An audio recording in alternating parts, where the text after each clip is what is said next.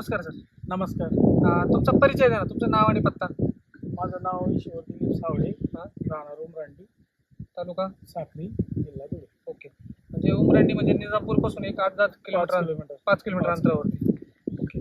आपण इथं तुमच्या शेतामध्ये आलोय, तर तुम्ही इथं कांदा पिकाचं म्हणजे मोठ्या प्रमाणात म्हणजे लागवड करता कांद्याची. किती क्षेत्र आहे कांद्याचं आपलं? कांद्याचं आता 4 एकर आहे. 4 एकर कांद्याचं क्षेत्र आहे. बरं. आणि त्याच्यामध्ये तुम्ही SCT वैदिकचा वापर केलेला आहे. हो, SCT. तुम्ही SCT वैदिक सोबत कधीपासून जोडले?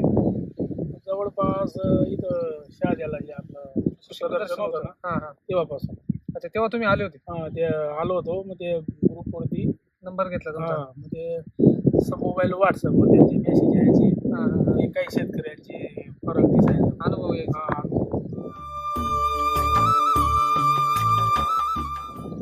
पहिले मिल्क चार्जर सुरू केलं. गाईला एकदम जबरदस्त फायदा. अच्छा, काय मिल्क चार्जरचा काय अनुभव आहे? अनुभव म्हणजे गाईचं चारा खाणे, तब्येत वाढ झाली हां हां. आणि दुधाचा फरक पडला, दुधाचा चव बदलली. बरं. त्याच्यामुळं समजा तुम्ही सुरुवात मिल्क चार्जरपासून केली. हो. मग त्याच्यानंतर इकडे SCT म्हणजे वैदिककडे वळाले थोडक्यात. तर तुम्ही मागच्या वर्षी पण वैदिकचा वापर केला होता. हो. कांद्यासाठी. उन्हाळी कांद्याला केला होता. बरं, त्याचा काय अनुभव आहे? त्याचा अनुभव म्हणजे कमी पाणीत कांदा चांगला आला. चांगला आला म्हणजे नेमकं काय काय झालं? तुमचं उत्पादन वाढलं. उत्पादन वाढलं आणि क्वालिटी होती कांद्याला आणि आतापर्यंत तो कांदा साठवला. म्हणजे टिकून आहे. हो, टिकवण क्षमता चांगली आहे. हो, खराब नाही झाला. खराब झाला नाही. कलर वगैरे कांद्याचा कलर एकदम कलर. इतर समजा परिसरामध्ये बाकीचे शेतकरी पण कांदा करतात. त्यांच्या याच्यामध्ये या कांद्यामध्ये फरक होता. या कांद्यासाठी आपण काय काय वापरलेलं आहे? याच्यासाठी RNPH, कृषी अमृत, सॉइल चार्जर. ओके. आणि आता द्यायचं आहे SSM. अच्छा, SSMच्या बॅगा तुम्ही आता आणल्या. ओके. मग त्यांचा पण डोस भरायचा आता. आता भरायचं. त्याच्यानंतर समजा तुम्ही लागवडीपासून आतापर्यंत समजा कृषी अमृत भरलं, सॉइल चार्जर वगैरे केलं का जमिनीतून? नाही, फक्त ते RNPH मध्ये मिक्स केलंय. म्हणजे RNPH सोबत मिक्स करून तुम्ही. पण कारण पाऊस चालू होता 1 महिना. हा.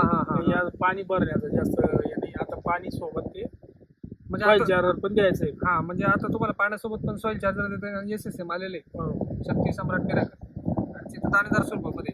त्याच्यामुळे मग त्याचा फायदा तुम्हाला होणार आहे, कारण आपलं कृषी अमृत पावडरमध्ये होतं ना. हो.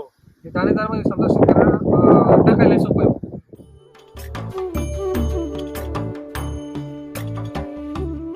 आपल्या प्लॉटमध्ये आणि आजूबाजूच्या प्लॉटमध्ये तुलना केली तर तुम्हाला काय वाटतं?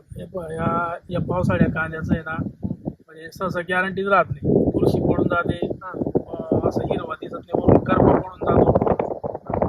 आता चांगला आहे बा. हिरवा दिसतोय. हिरवा आणि तसं जर असं विचार केला खर्चाची तुलना, खर्च समजा तुम्ही इथून पाठीमागे तर कांदा करत होते, बरोबर आहे का नाही? कांदा भरपूर वर्षापासून करत. खर्च तर आहेच बा, पण रासायनिकचं कसं आहे, टाकलं म्हणजे खलास. याचं याने तर पुढच्या पिकाला पण थोडा फायदा आहे. चार्जिंग म्हणजे तुमची जमीन सुपीक होत. जमीन सुपीक. एकदा जमीन सुपीक झाल्यानंतर येणार तिथं जे पीक आहे तर ते ऑटोमॅटिक म्हणजे उच्च प्रतीचं चांगल्या दर्जाचं असणार आहे.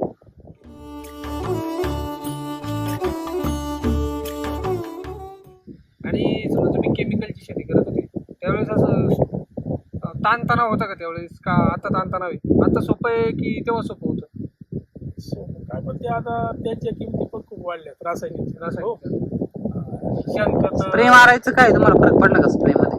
स्प्रे तर अजून मारला नाही. केमिकल मध्ये असतं तर किती वेळा मारला असता आतापर्यंत? केमिकल मग आठवडे मारावं लागतं. आता शेजारी तुम्ही बघताय, बरोबर? बघा तुमच्या शेजारचे शेतकरी बघा स्प्रे मारताय आणि तुम्ही तेच ना. पण तुम्ही रासायनिक वर आहे ना, ट्रिप्स असतात ना, ट्रिप्ससाठी आपल्याला जर आठवडे मारावं लागतं. आपल्याला काहीच गरज नाही तशी. आता ट्रिप्स कमी आहे.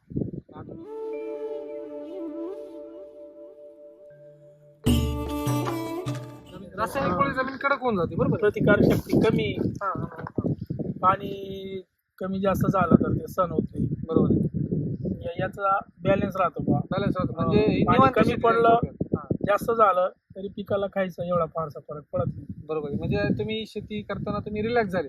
हो. पूर्वी ताणतणावामध्ये राहायचे ना, समजा जास्त पाणी झाल्यावरती फवारा मारायचा, खत टाकायचं, या गोष्टी करायच्या. आता तुम्हाला तसं ताणतणाव नाहीये, म्हणजे तुम्ही रिलॅक्स शेती करू राहिले. आता मी असा विचार केला 1-2 वर्षे नाही बी जर म्हणजे उत्पन्न कमी बी आलं पण आपल्याला पूर्ण शेती वैदिकच करायची आहे. अच्छा, म्हणजे तो तुम्हाला 2-4-5 वर्ष आपल्याला जमीन सुपीक करायची. जमीन सुपीक करायची.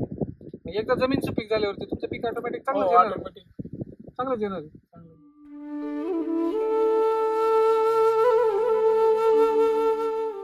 मग तुम्ही शेतकऱ्यांना अजून काय सांगू इच्छिता या वैदिकच्या माध्यमातून? अजून तर काय, पण आपण जी शेती करतो बुवा ती हा एक प्रकारे जरच आहे. केमिकलचं तर केमिकलचं आहे.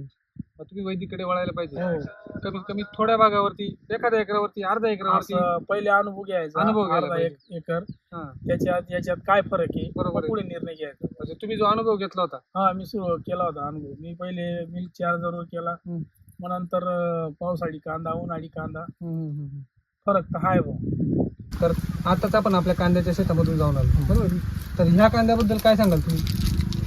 या कांद्याला ह्या वर्षी लाईटचा पण प्रॉब्लेम होता आणि मग केळी पपई होती, त्याच्यामुळे त्यांना पाण्याचा पण प्रश्न होता. बर, कमी पाण्यात कांदा चांगला निघाला. म्हणजे कमी पाण्यात. हा. हा कधीच आहे? मागच्या वर्षीच आहे. मागच्या वर्षी याला पण आपण तुम्ही एसीटी वैदिक. एसीटी वैदिक, फक्त एसीटी वैदिक 2 वेळा हा. RNPH कृषी आहे 2 वेळा दिलेले. बरं. एकरी 12 बॅगा हा. आणि 3 RNPH. किती दिवसाचा कांदा असेल अंदाजा? हा म्हणजे आपल्या मे मध्ये टाकला होता. 4-5 महिने झाले. 5 महिने झाले. 5 महिने चर्चा करू शकता. ओके सर, धन्यवाद. सर तुम्ही